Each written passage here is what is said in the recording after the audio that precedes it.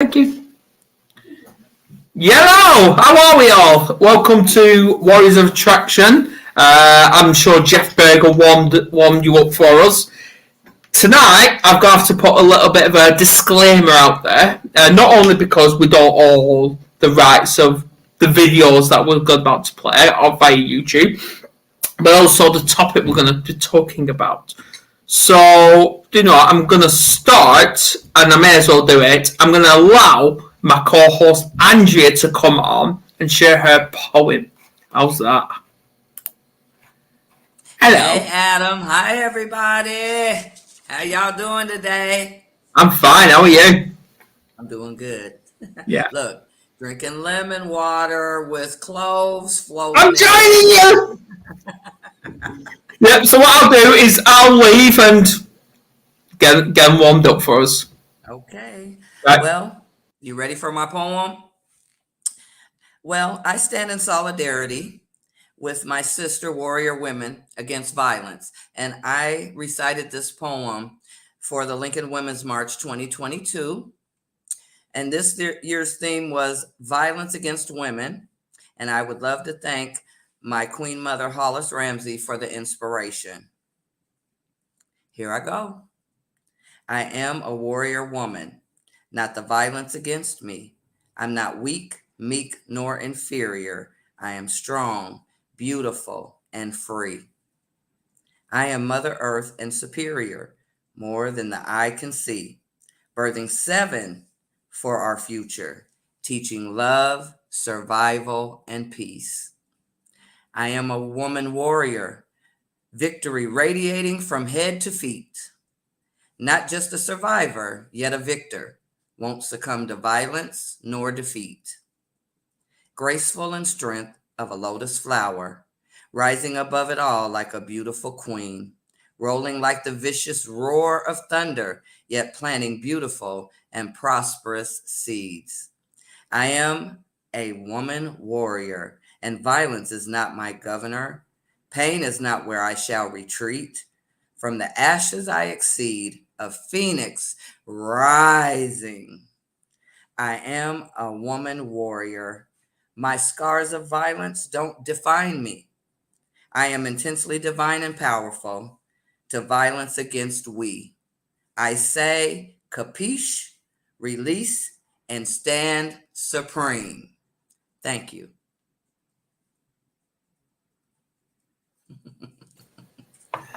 Wow. You are powerful, ain't you?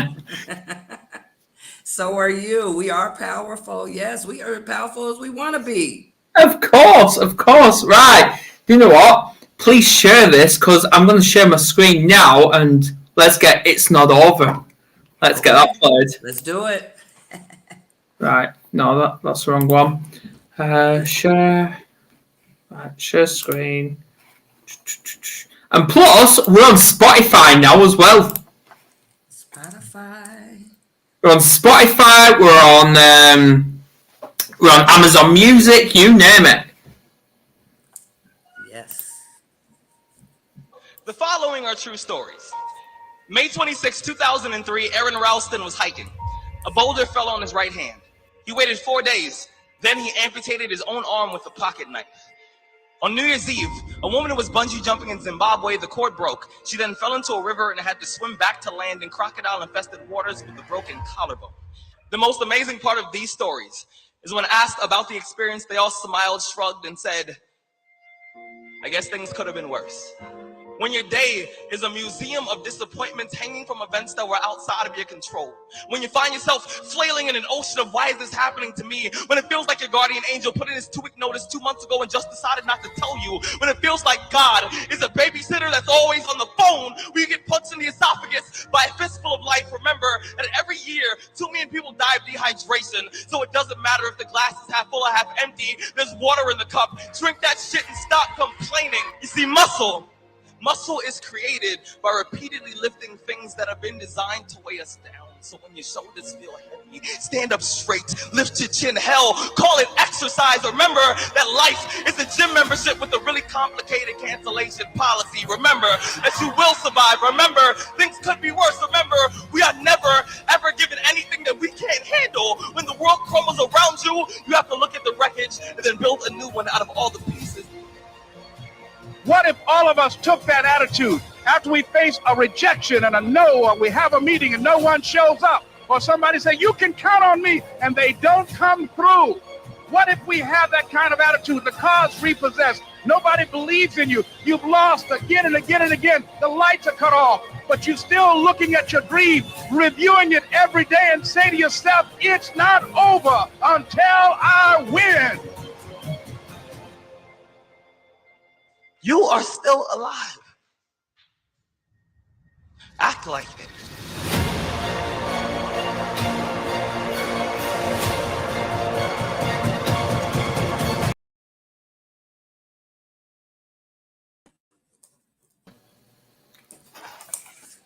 Yeah. Yeah. Act like you're still alive, everybody. You alive. Act like it. Act like it. Exactly. Right. Let's get on with the show and let's welcome Kylie Hutchinson, which I'm praising her for actually getting up this early in the morning.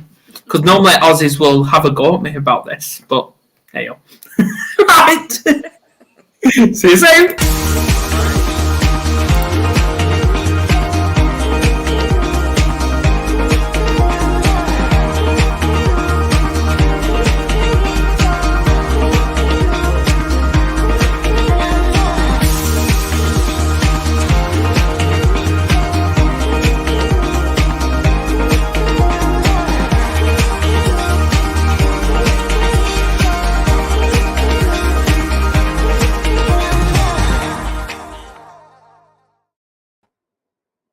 Welcome, Kylie. Thank you. Welcome. Thank you for having me. And good morning for me. Yeah. It is very early. 3 different time zones here. How's that? That's impressive. Wow.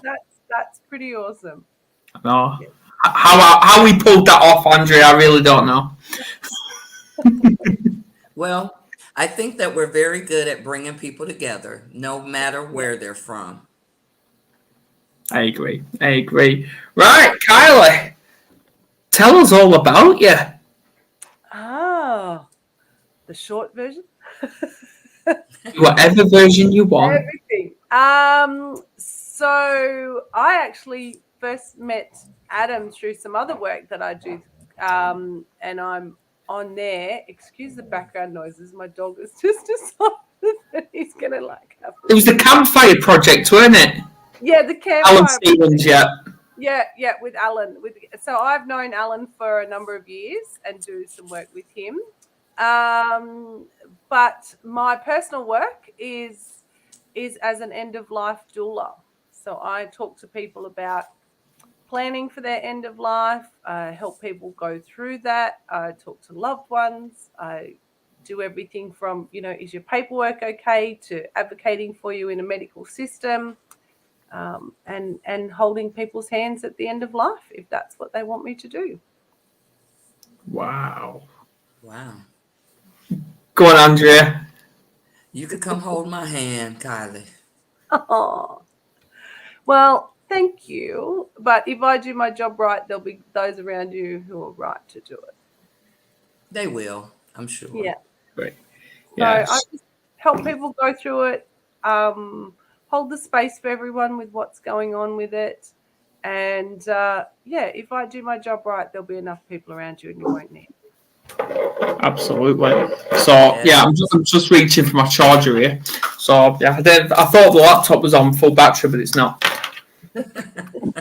Organisation. Go on, you two just go off. Out, right? Yeah. Well, you two just go ahead.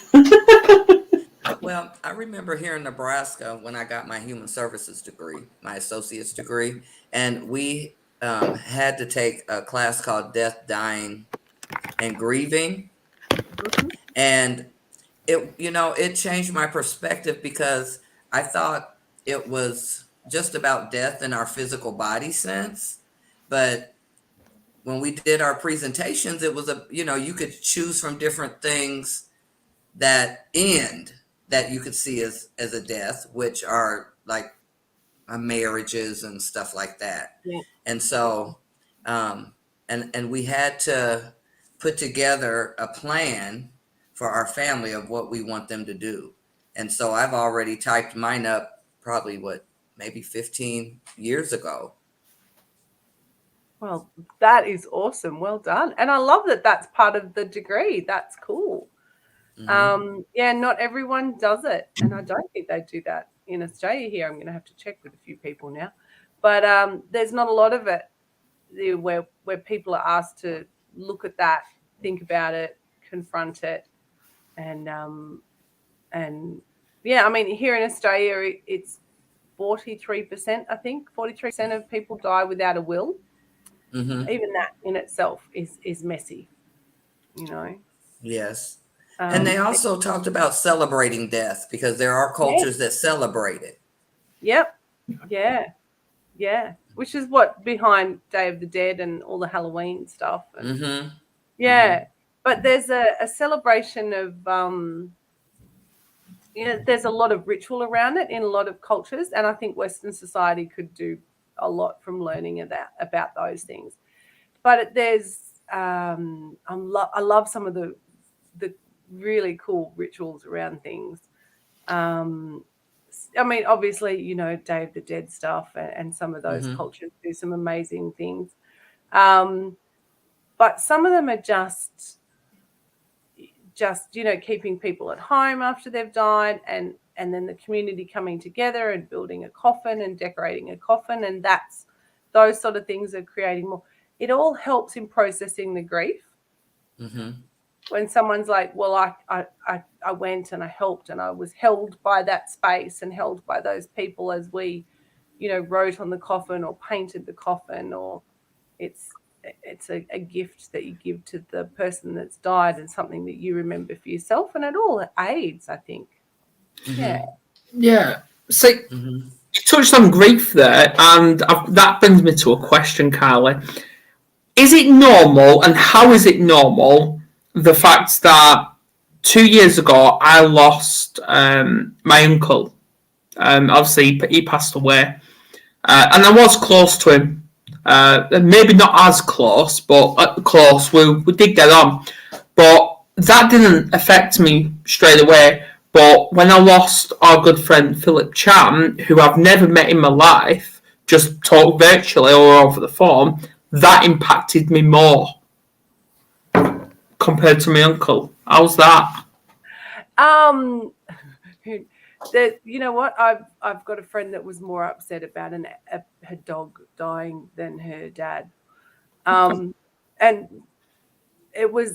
that was about her connection. Like, your uncle was there and a lovely man and very nice. But I don't know the circumstances. Whatever it was, you were like, well, but someone else that you've had like a serious connection with, even virtually, because there's, we can have that now, and that can hit. But then there's that element of, well, I didn't process this grief at this time because of whatever. Something else happened. I was going on. I was like, right, this is just something I have to do. And then when you have another one, it's actually feeling the ones from all before. Yeah, because Philip, he's the one that actually helped us create the Mental Health Warriors in the first place. So, I thought I had to put that out there, since apparently spiritually August is the most powerful month ever. That's what I've saw anyway. Yeah. There is something with August, and heading into September is big as well. Yeah, it's the highest vibrational month, y'all. August is the highest vibrational month. Yes. Yeah. Happy highest vibrational month, everybody. Think positive thoughts so you can manifest some stuff. Yes. Yeah, we're going to a new universe, aren't we, or something? Yeah. Yes. Yeah. Another thing I want to say about death is, like you said, Kylie, it depends on the circumstances and how you feel about it. I mean, for instance, you might have someone like you said, that's endearing and that help get the mental health warriors together. But then in a situation, you may have a family member who's been suffering. You know what I'm saying? And then you don't want to see them suffer no more. And so maybe you would feel more welcoming of them being able to move on. You know what I'm saying? Yeah. And you can grief, everyone sort of thinks grief is like this, and it's not. No, it's like that, isn't it? Yes. It's not a linear process. No, it's and not. You go back and forth and round and round. And then suddenly something will happen that will trigger you, and you'll have to slow down, especially in today's modern world. We don't slow down and stop enough. Slow down. And then suddenly the grief of everything will hit. The grief of, like you said, the death of your marriage, the death of a previous life, you know what I mean? Like previous business life or a job or some relative, you know, and it'll be because you're going through trauma about something else, or, you know, like It does make us more hypersensitive. Yeah. A car accident will, you know, and will trigger, it'll be like that. Oh my God, that was really close. And scary, and then that's just brought up everything else that hasn't happened. Yeah, because I still remember it today where obviously my wife went into town and she saw my narcissistic mother who obviously abused me growing up. She said, let Adam know that his uncle's passed away. And then when Kerry came back and told me, I was in denial, and I said, I don't believe it. All my life she's lied to me. She's got to be lying about this as well. So I was in denial, and it took me a couple of days to process that. Yeah. But then when it came to Philip, obviously we was in the pub at the time.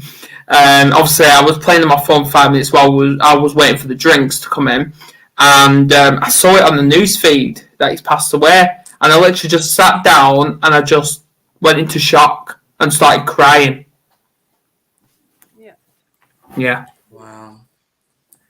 And like you said, Kylie, you were talking about how they paint the coffins and stuff like that. Well, when my grandmother came up in her time, they kept the body in the house on ice. And yeah, they kept the body in the house. That could be a way of a grieving process as well, like you were saying. Yeah, and I've had clients that have done that, you know, died at home or even died at hospital and come home to stay home for a few days. As part of the process and part of the grief. And that's what we used to do. You know, finding out on a news feed that someone close to us has died is not a nice way to do it. And that adds a layer to it. But it's how it happens. And how it happens now is, you know, with the smaller world and information and technology, and people don't know how to do it. And even just the other day, I said to a friend of mine, you know, like, we've been friends for a long time, but he doesn't live near me and doesn't have a circle of friends. You know, we don't share the same friends. Like, he's like my friend. And I said to him, you know, you're on my list. If I die, my friends know to contact you because you won't know any other way. Yeah. And he said, you're on my list. And I was like, oh, yay. Like, I'm glad I've done that. Like, he said, no, I realized that because I had that happen to me where I didn't find out about it because, you know, like, finding out on Facebook and stuff is a horrible way to go. It is. Yes. We used to be in the village and everybody knew and everybody would have someone with them when they found out. And that adds to layers of it. Yeah. And layers of denial because you're like, well, did that really happen? Is that true? Because I just because I read it, you know. Yeah, so that leads me on to, obviously, you talk to people about possibly how it impacts them, how it could impact. When you come across someone that you know that's passed away, or you work people passing away, how does it impact you? Me, I actually do a lot to look after myself. Self-care is vital in what I do. Having said that, the last 6 months has been kind of crazy, and I've just I'm on my third week of taking it easy now after I realized I was burnt out, which I didn't realize at the time. I just thought, oh, I'm tired and I've done a bit too much and taken on a bit too much. And I was with a friend, and he was telling me about how he's renovating his house, and but he doesn't want to do it because he's just got his Harley fixed, and all he wants to do is ride his Harley. And he said, I just want to go and ride my Harley. It's just that's all I want to do. And he's like, it's just so good. And he said, what do you do? And I just went, oh, like really registering that I did little things, and I go to the gym and I do it, but I was like, none, and I go bushwalking, nothing that was actually really, really bringing me joy and was really good. And the way that he just kept saying how, like he just wanted to avoid everything else and go riding, and I was like, I don't have any of that. And that's when it hit me, and I was like, oh, wow, I'm so good at watching everyone else and going, watch out for burnout. And here I was burnt out and hadn't registered for myself. And other people actually had seen it in me and didn't say it. They just sort of went, oh, no, she's not good. And, and I was like, why didn't you tell me? And they were like, well, it's hard. And I said, yeah, but I still need you to tell me, like. So it's now something that I say to people, do you think you're burnt out? When was the last time you had joy and stuff? So I've, been taking some time, just cut back work for a little bit for a few weeks, and really focusing on me and finding my joy again and meditating again. And my crazy little thing that I do is fire twirling, which I love. So I've started doing that again. Well, speaking of burnouts, because I've had quite a few burnouts in my time, especially doing this, isn't it? It's normal to have a burnout. You know you've had a burnout. You say you're going to have self-care, like a week off, something like that, but 24 hours later, you're back working again. Yeah, really hard. And actually, I did that. I had this whole crazy little moment, and I rang a friend of mine and said, I just don't know what to do, and I just need some help. And I don't know if I should be doing this and doing this and doing this. And then at the end of it, I go, and also I should be aware of not taking on too much, because that's how I got here. And she went, well, at least you registered that. Like, because it is a conscious effort to go, wait, like do it. And I admit I thought I was doing well. And I was doing things, I had my acupuncture, and I had my foot massage stuff my reflexology that I love, and I was going to the gym, but I was like, all of it had become a chore. It all hadn't. It was like, right, I have to do this. I have to schedule it, and none of it was fun anymore, just because I really enjoyed it. So yesterday I had the morning off, so I was like, I'm gonna. I went to the gym, and then I did yoga, and then I meditated. I was like, I've never taken 2 hours to do all this, which was amazing. But then there's that little voice in your head going, oh, you really think you can take 2 hours to do all this? Haven't you got housework to do? And haven't you got, things to write and invoicing to do? And I was like, no, I haven't. I have, but you have to prioritize that.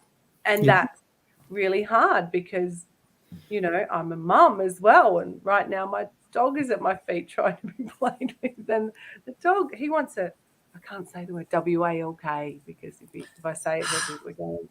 So you are funny. My auntie does that. She spells words, so her baby Heaven, and I oh my goodness, she's not the only one that does that, because your baby understands what you're saying, and you have to spell. Okay, what you gonna do when the baby learns to spell? That's it. Yeah, I know, it's funny, but he, because we love to do that. I love going in the bush and doing it, and it's something that we haven't been able to do. We've had rain here. You guys are having a heat wave where we've had crazy rain and stuff. Yeah. Well, our weather, we're having mixed at the minute.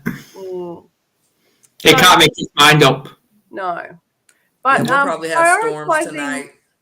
Yeah. Prioritizing your mental health is not something that we're good at.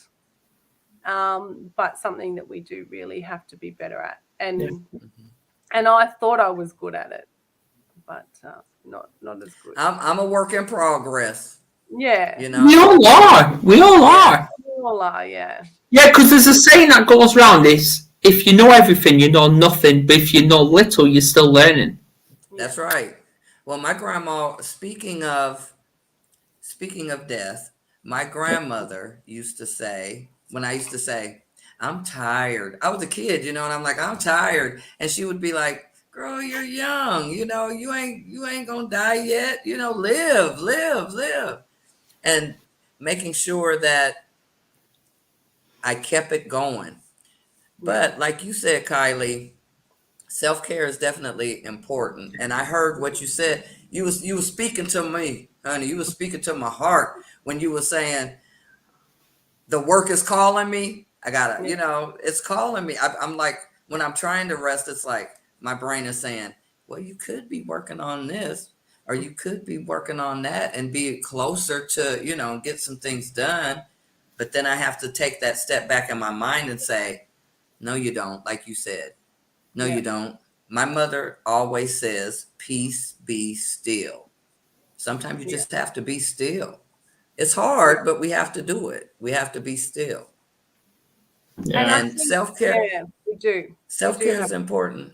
It's important. It is. And It I will doesn't say matter what you this. do. Yeah. When Adam asked the question, you know, what do you do when you hear about a loss of a loved one? Well, the self-care and sitting back, reflecting, all that. But yeah, the family, we're connecting, and we'll break bread together. You see what I'm saying? And talk about the good times we had with this person. And that's how we kind of deal. And then we go back home and rest and, you know, get ready for the celebration of life, you know, and just support each other and take care of ourselves in the process. That's a lot to juggle. It's a lot. It is.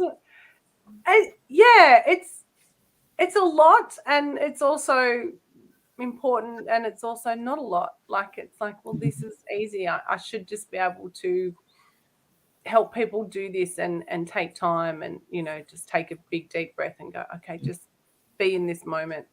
And I think that's the thing. I'm constantly in a work in progress of learning to be in the moment.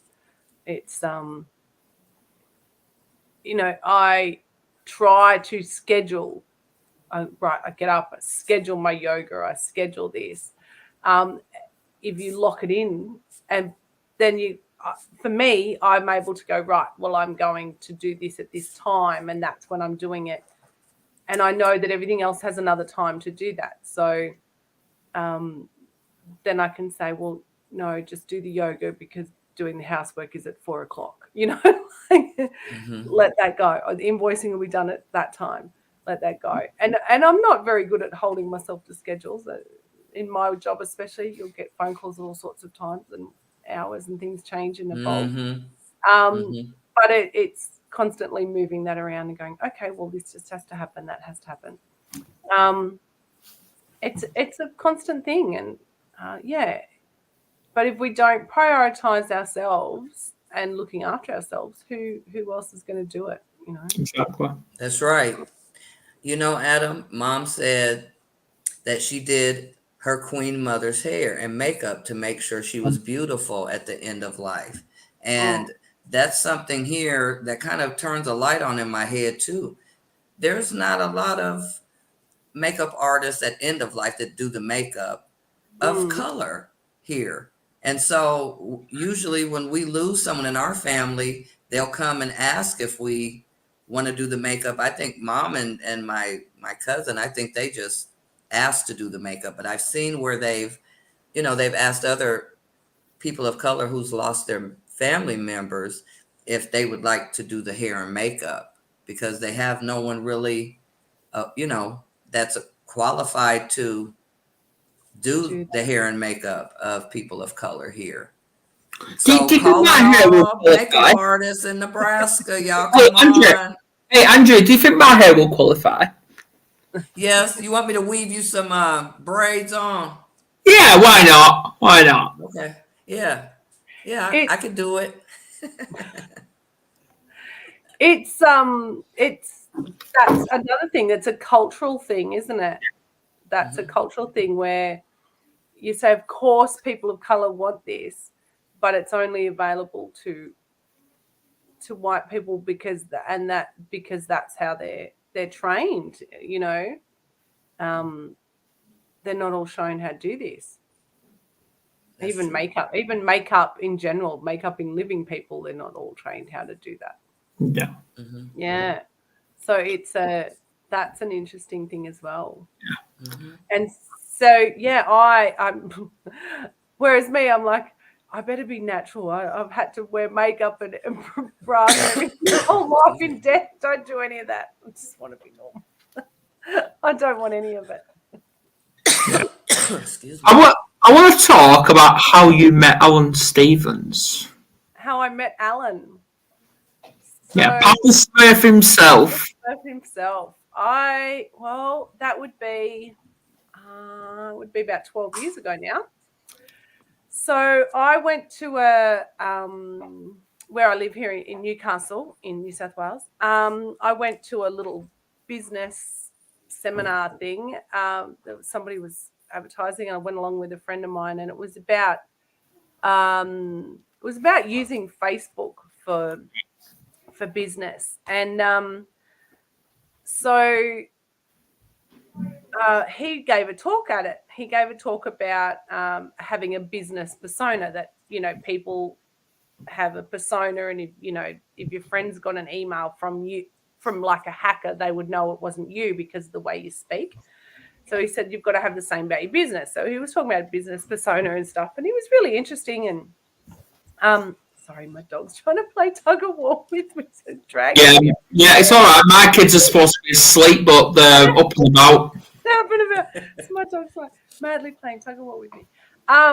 So yeah, I met him, and he said to me, you know, we were talking afterwards, and I was like, wow, that's really interesting, having you think about, you know, your business as a different entity to you, you know, and not just being the face of your own business. And yeah, so we were having a talk about it, and I said, you know, how do you get into it? What are you doing? He's a body language expert, body face profiler and stuff. And he said, well, my real passion, he said, that's what I do to pay the bills, but my real passion is practicing on kids. So learning, you know, what kids have as their strengths, so that we can try and help them younger, so that they can develop into what they need to be. He said, but nobody will let me practice on their kids. And I was like, I've got one, you can practice on mine. So my son was about, I think he was, well, he's just turned 18, so it might have been a bit older than that, because I think he was about 6 or 7. And he was just, you know, starting at school and being a normal boy, really. He was just wanting to climb the tree that they said he couldn't climb, and wanting to run, and they were like, no, you have to sit still. And then he was we'd had trouble with him because he's got an incredible memory, so they kept telling me that he was an incredible reader. Then we worked out after he knew that he couldn't read at all, but he had a really good memory, so when they read the book, he knew what it was. So we'd have to go back to basics. And I was like, what? Oh my God, I need help. So yeah, Alan profiled my son, gave me a little report that I then told the school, you know, this is the best way to teach him how to do stuff. Taught me how to speak to him. And I've stayed friends with Alan ever since. And he's, you know, uses my son as an example. We've done a few follow-up videos over the years, and I helped him, and he's just amazing. He's, you know, I credit him with the reason why my son and I are close, and I didn't choke him. I've just tagged Alan into this into a comment, so he'll get notified that we're here. Yeah, so, yeah. No, he's incredible, and I just think, you know, raising kids is hard, and especially if you. And I'm just one of those ones that goes, right, I don't know everything. Let's just find more people that help me, and you know, take little bits of information from things. But Alan was a massive one for me. It was big, understanding my son and understanding how that plays out. And he's just turned 18. He's a good kid, you know. I don't have too much trouble with him. He's like that role model, isn't he, is Alan? Yeah, he is. Yeah. Yeah. The ultimate Papa Smurf. Oh, isn't he just? Yeah. Andrea, you really need to connect with Alan. He's amazing. Yeah. Collect him, huh? Okay. Alan, what's up? He will be in touch, I promise. He will. He's very hard to get hold of, though, but yeah. I know, he's doing all sorts of hours and things at the moment. Yeah. Mm-hmm. His life's on Zoom. Yeah. It was his birthday earlier this year, and because I live really not far from him, so I got contacted by some guys in the Campfire Project, and we organised this whole thing, and I had to go and deliver stuff to him. And so he was on a Zoom. That was the only way we could do it. We had to do it on a Zoom, and then they were messaging me going right, knock on the front door now. And then everyone on the Zoom was like, you have to go and answer the front door. He went, oh, okay. That was me with, cupcakes and stuff. So, Wow. It was awesome. Yeah, so how did you get connected with the Campfire then? Obviously, we now know how you met Alan, but the Campfire itself.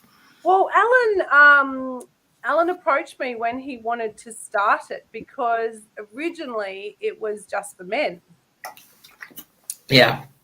So when he started, he said, I want it just for men, but also I think some men need a female perspective sometimes.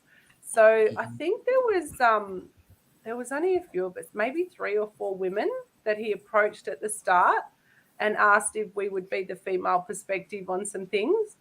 So I was one of them, and I was honoured. I was absolutely honoured that he asked me.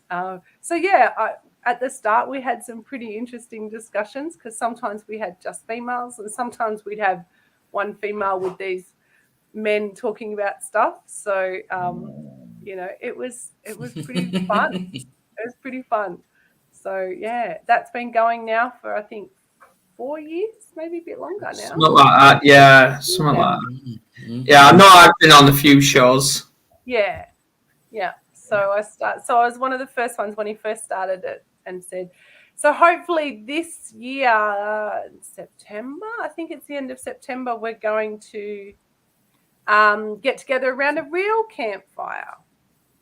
Nice. We've only ever done the virtual campfire with that. Yeah. So we're trying to get together around a real one later in the year. Yeah. Yeah, I remember when I obviously was interviewed by Alan the very first time. Obviously, I was in the group, but it took me a year to say, right, I'm ready to be interviewed. Yeah. Because obviously my anxiety was all over the place. My mental health was crap. But Campfire actually, it changed my life. Oh. It did. Yeah. I think it's an incredible place, and I'm just honoured that, he asked me at the start to do that. And we had some pretty wild conversations over the years there. But I've learned so much just from hanging out and hearing people's stories, and just seeing where things go. And Absolutely. And I love Alan for creating that. There's one word Alan sets him off, and because he's been on here a few times, and as soon as I mention the word education, that's it sets him off. And he does not shut up about it. I know. Well, that was how I met him, with his passion. He was like, I want to teach, try to understand kids before the school system breaks them. Yeah. Don't get me started with that. Come on, Kylie. Even I'll get started. I know. So it is a big thing that they, they're designed to fit in a box, and so few of us. And then as soon as you're out of school, the thing that sets you out is not being in the box, Oh, we want people who think outside the box, even though you've spent 12 years in school training you to think inside the box. Yeah. Well, it's same with what our ancestors said to us, always fall back on something. No. You would never, ever hear me say that to my kids. I always have to tell them to fall forward. because your goal's in front of you, not behind you. And if you're focused on behind you, well, you're going to live in adversity, and then you're going to struggle to experience resilience. So, Mm-hmm. yeah, Yeah. exactly. That's one of my favorite words, resilience. Resilience. Yeah. Oh, Yeah. It's a powerful word. Yeah. of course it is. I And not have a anymore. question. I have a question for both of you. Uh-oh. Okay. I'm going to give you an example. When I was about 18, Right. I was bugging my grandfather to get me to college on time, and I was the one primping in the mirror. I mean, I made sure that I had red underwear on because I had already planned this, I think, before what I'm getting ready to tell you happened. And so everything was, color coordinated. And my thoughts were, well, Granny said, if anything ever happens to you, you have to go to the hospital, make sure you have clean underwear on. I don't know why I had that thought, but then I come out from primping and I tell my grandfather, come on, I'm going to be late. And he put his foot down this time and said, well, walk. And I had a psychology class that I was having a test in. And so I had to walk all the way to the university. It wasn't really that far, but I wasn't going to make it in time. And so a friend of mine pulled up on a motorcycle and he said, come on, I can give you a ride. And I was thrown off the bridge. My body was thrown. I didn't have a crash helmet on, a big old utility pole. I ended up hitting this pole and sliding down this pole, and my life was spared. So have you ever had an experience, any of you, where you feel like you might have cheated death? Yeah. Absolutely. I remember I was a silly boy growing up. I really was. Past all the abuse I had, I had this mountain bike. I love mountain bikes, obviously with my height as well. And the brakes were not working. And I literally went zooming down this back alley, and I couldn't see the bottom of it, like going left and right. And I just kept going straight fast, and this car just came driving, parked up, and I crashed right into it. Oh, man. Woo. Yeah. Well, I'm glad you're still here. Yeah. Wow. What about you, Kylie? I was in a car with a friend of mine, and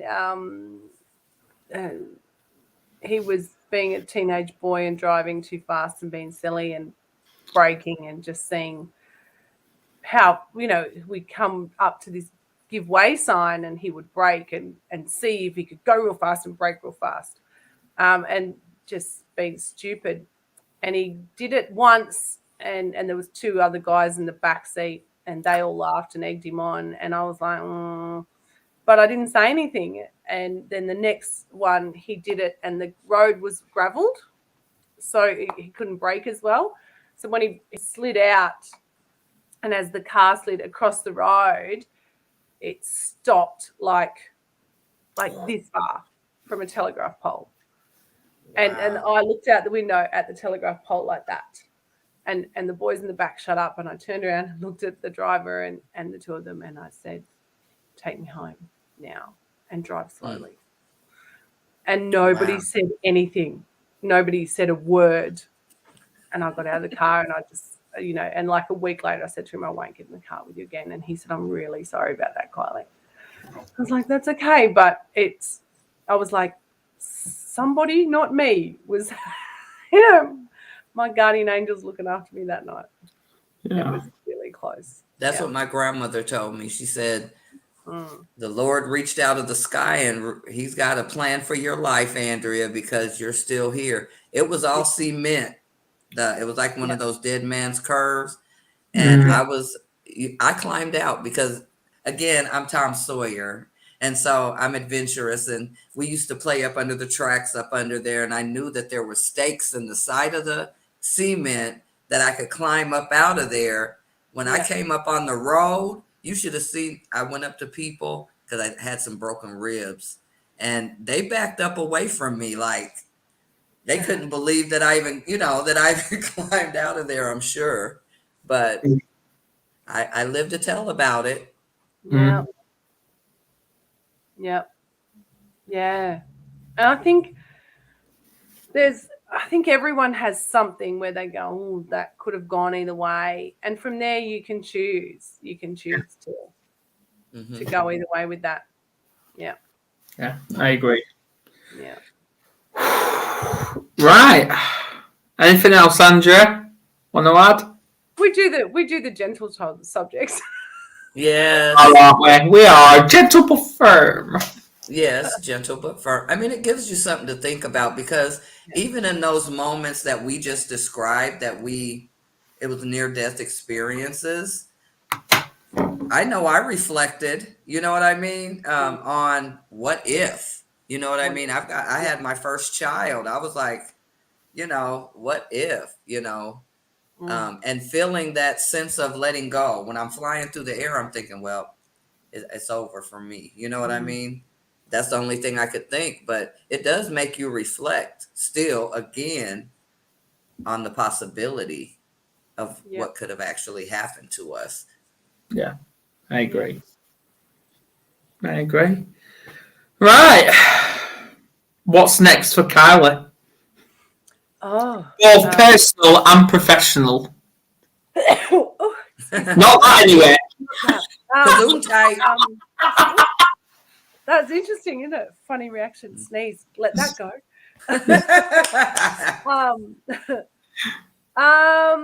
So yeah, I'm about to take on some study, because why not? So end of life doula in Australia is now a certificate, a nationally recognised certificate. So I'm about to do that. Yeah, just some more work. A little bit more. I've got a bit of a plan. I'm not one for planning. I don't think I've ever planned in my life for anything. And then suddenly people around me going, what's your 5-year plan for your business? I was like, oh, I don't know, still be here in 5 years. That'd be nice. Yes. Will be.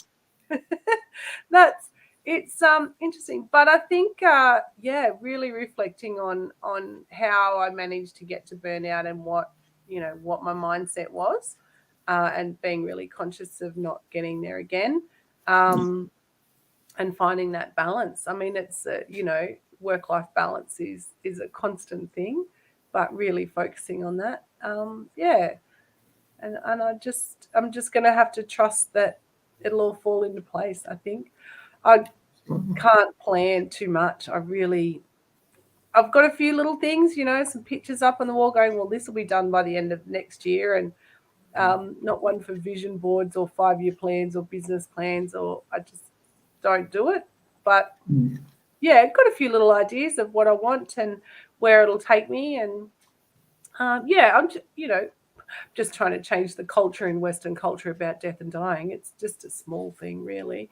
It's not no biggie. But working on it. So a few, like I do a coffin club. That should start now. We're set to start. COVID's knocked a lot of it around. So, which is building coffins and running workshops for people doing that. Hopefully a No One Dies Alone program. Some study for me. Yeah. So lots of little things on the go. Yeah, well, I actually, I don't know why people say make a 5-year plan. I think that's too long. But thing is, I listen to motivational speakers all the time. And just today I was listening to both Brian Tracy and Jim Rohn. And one of them, I can't remember who it was, I think it was Brian. And he actually stated, if you every single night write a list of everything you want to achieve the next day, and go through them one by one, and do that every night. Do it with yourself, with your partner, with your kids. And do it. That's probably breaking it down. That's bite-sized pieces, isn't it? Yeah. That makes it a lot easier. Yeah. Mm-hmm.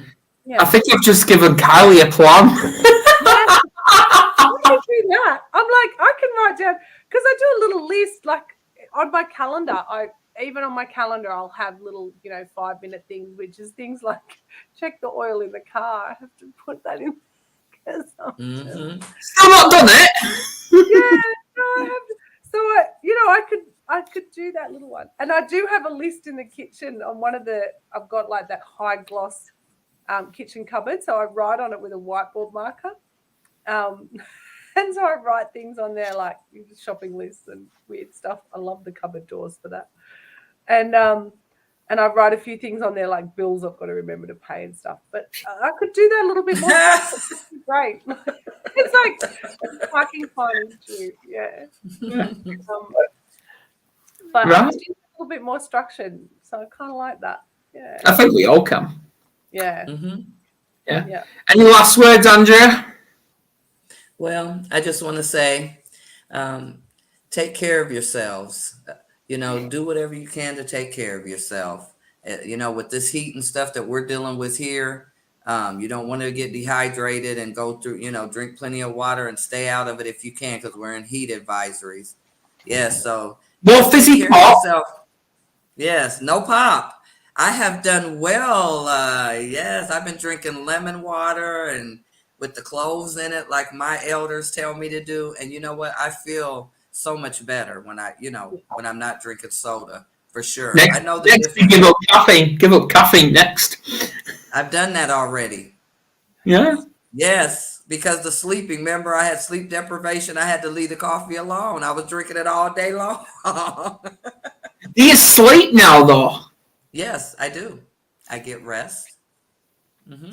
Well, there I you watch go. comedies and laugh. Spend time with my daughter. When I get off of here, we are going to sit down and watch Grace and Frankie on Netflix.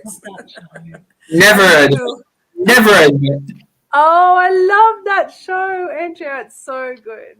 Never heard of These it. two women are some powerful women, that are producing the show. Yeah. So go to Netflix and look it up. You got Netflix over there? Yeah. Yeah, look it up. Look it up. Grace and Frankie. It's awesome. It's Oh, about you will women be in cracking there. up. Yes. Yeah. It's Well, wonderful. Well, if I'm to get on Netflix, I need to empower Kerry away from Lucifer, because that's what she's currently watching at the minute. Yeah, watch Grace and Frankie. It's so much. Grace and Frankie's good. Lucifer's good though. I like it. No! I don't like it. I don't like it either. Oh, I like it. No, I'm not with that. I can't get with that. I don't know. Probably just the name of the Just one of them programs, isn't it? You just can't get into. I don't need no negativity. I don't need none of that. I don't need Lucifer. Even the idea of the word. No, I don't even want to look at it. Yeah. Oh No. no, it's a comedy. Oh no, it's a comedy. It's written like a fun. You guys haven't watched it? I tried. Oh, you tried? So it's this. Lucifer's like left hell and living in Los Angeles and running a nightclub, and he's still getting his ways. But yeah, there's some stuff in there. Like he meets this woman that she thinks A copper. a copper. Yeah, he meets a copper, and she's the only one that his powers don't work on. So Wow. he's completely fascinated with why that is, and yeah. But I really liked it. I just got into it, but not because it's historically accurate or because it's, but it was a bit fun. It was a bit lighthearted, and it didn't have to think too hard about it watching it. Oh, okay. Yeah. Next she'll say she likes Vampire Diaries. Oh, No, I didn't like that. Yeah. I don't think I ever watched it. mm-mm. I think no. No. But Grace and Frankie's really good. Plus, I'm a huge Jane Fonda fan. So amazing. I'll stick to my Walking Dead. Oh, Walking Dead. Oh. Yeah. There we go. Now we're starting. Right. Anyway, I'm wrapping up. all the gore and stuff. I'm like, but the psychology of like what happens to the people as they go through and what they change and what they think that they would never do and then they do, and you're like, it's really cool. It's brilliant. Yeah. I'm on season 7 at the minute. Mm-mm-mm. Yeah, Grace and Frankie, y'all. Right. Anyway, I'm wrapping up. Yeah. Right. Thanks, Kylie. Enjoy Grace and Frankie. I love it. Oh, right. My daughter and I will love. We're going to be in there cracking up. Yes. Yep. Yeah. And you need Last that. word. Last words. Second week in a row, I had to postpone my tomorrow's show with Angela Heiss, Martin Jones, and Anne Crook to the week after. Again, cancellation. But hey, it happens, doesn't it? That's okay. Yeah. But I next got a show week, tomorrow. you do. Yes, you're on with Joey. Yes. So But tune in tomorrow. next week's guest, Andrea, you're going to love, and Kylie, you know this guest as well. Yeah. We've got the Donovan. The Donovan. I can't remember his last name. He's been on the Campfire Project. Oh, okay. Well, that's funny that you said Angela because I stayed with her last week. So Oh, did you? yeah, I did. Yeah, I was up in Brisbane and went and stayed with her, and we drank way too much red wine, but it was fantastic. Yeah. Donovan De Jong. Right. Okay. Right. I'm looking forward to it. Yes. Yeah. I'll show you a picture. That's him. Oh, yes. Right. That's who's our guest next week. Nice. Yay. That's What are we going to exciting. talk about? Well, I'm waiting for his bio, but Okay. yeah. Once I've got his bio, I'm sure we'll come up with something. But I need to find a video as well. So there you go. You're great at it. You got it. Right. All right. See you later. Later.